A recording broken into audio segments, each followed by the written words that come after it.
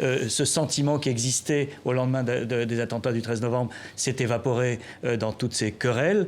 Tout ça pour rien, et en plus pour une réforme dont les principaux intéressés, à commencer par Manuel Valls, le Premier ministre, disaient que ça ne servait à rien, que la déchéance de nationalité était une mesure symbolique. Donc franchement, on est dans de la politique, dans ce qu'elle a de pire. Et je pense que malgré l'habillage de l'exécutif et du Parti socialiste, c'est François Hollande qui est perdant dans cette affaire. Il faut quitter le navire avant qu'il coule totalement. C'est-à-dire que de rester dans ce bateau-là, ça l'aurait emmené dans les récifs ou sur la falaise.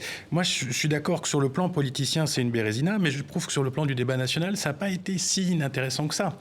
D'abord, on a découvert une gauche qui tenait à ses valeurs, en particulier sur la question de la déchéance de nationalité, parce que cette gauche-là a compris cette mesure comme une atteinte directe à un certain nombre de Français qui se trouvaient, on ne l'a pas vraiment dit, mais tous, grosso modo, franco-maghrébins ou franco-musulmans, entre guillemets.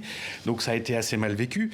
Deux, le débat sur l'état d'urgence qui a été masqué par le débat sur les déchéances, c'est un débat très important.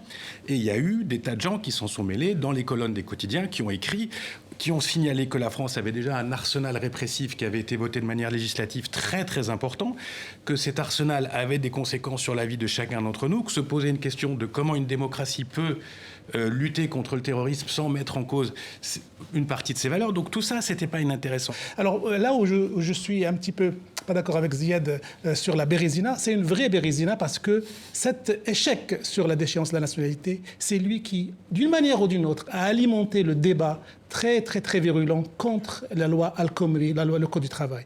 Et ce télescopage de ces deux débats en fait que François Hollande affronte une des oppositions les plus virulentes à une année de son mandat. Les Français, ils veulent plus de sécurité.